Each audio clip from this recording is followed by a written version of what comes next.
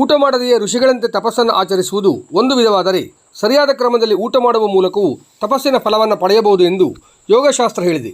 ಹಾಗಾಗಿ ಭೋಜನವೆಂಬುದು ತಪಸ್ಸು ಎಂದು ಶ್ರೀ ರಾಮಚಂದ್ರಾಪುರ ಮಠದ ಜಗದ್ಗುರು ಶಂಕರಾಚಾರ್ಯ ಶ್ರೀ ಶ್ರೀ ರಾಘವೇಶ್ವರ ಭಾರತಿ ಮಹಾಸ್ವಾಮೀಜಿಗಳು ಹೇಳಿದ್ದಾರೆ.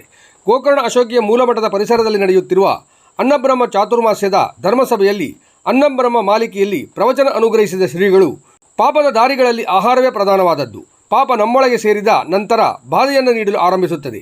ಸರಿಯಾದ ಭೋಜನ ಕ್ರಮದಿಂದ ರೋಗ ಮತ್ತು ಪಾಪ ಎರಡನ್ನೂ ನಾಶ ಮಾಡಬಹುದು. ಯಾವುದು ಒಳ್ಳೆಯದೋ ಅದು ಹಿತ, ಹಾಗೂ ಯಾವುದು ಇಷ್ಟವೋ ಅದು ಪ್ರಿಯ. ಹಿತವಾದದ್ದೇ ಪ್ರಿಯವಾದರೆ ದೇಹಕ್ಕೂ ಮನಸ್ಸಿಗೂ ಹಿತ ಎಂದು ಅಭಿಪ್ರಾಯಪಟ್ಟರು.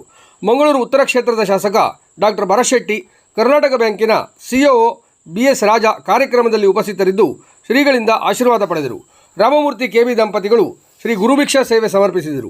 ಸುರೇಶ್ ಕಲ್ಲಬ್ಬೆ, ಉದಯ್ ಭಟ್, ಕಿರಣ್ ಹೆಗಡೆ, ದಿನಪ್ರಧಾನರಾದ ಗುಂಡಿ ಮಂಜಪ್ಪ ದಂಪತಿಗಳು ಉಪಸ್ಥಿತರಿದ್ದರು.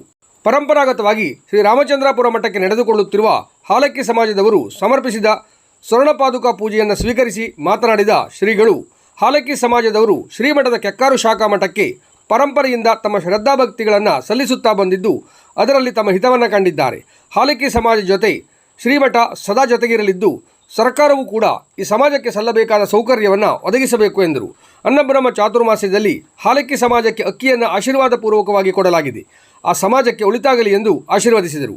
ಹಾಲಕ್ಕಿ ಸಮಾಜದ ಪರವಾಗಿ ಮಾತನಾಡಿದ ಡಾಕ್ಟರ್ ಹನುಮಂತಗೌಡ ಅವರು, ತಾವು ತಲೆತಲಾಂತರದಿಂದ ಶ್ರೀಮಠಕ್ಕೆ ನಡೆದುಕೊಳ್ಳುತ್ತಾ ಬಂದಿದ್ದು, ಶ್ರೀಗುರು ಪರಂಪರೆಯ ಆಶೀರ್ವಾದದಿಂದ ನಮ್ಮ ಸಮಾಜ ಉತ್ತಮ ಮಾರ್ಗದಲ್ಲಿ ಸಾಗುತ್ತಿದೆ. ನಾವು ಇದರಲ್ಲಿ ನೆಮ್ಮದಿ ಕಂಡಿದ್ದೇವೆ ಎಂದರು. ಹಾಲಕ್ಕಿ ಜಾನಪದ ಹಾಡಿನ ಮೂಲಕ ಶ್ರೀ ಗುರುಪೀಠದ ಕುರಿತಾಗಿ ತಮಗಿರುವ ಭಕ್ತಿಯನ್ನು ಸಮರ್ಪಿಸಲಾಯಿತು. BS ಗೌಡ, SG ಗೌಡರ್, ಮಂಜುನಾಥ್ ಗೌಡರ್, ಕೆಕ್ಕಾರು ಸೇರಿದಂತೆ ನೂರಾರು ಹಾಲಕ್ಕಿ ಗುರುಬಂಧುಗಳು ಉಪಸ್ಥಿತರಿದ್ದರು.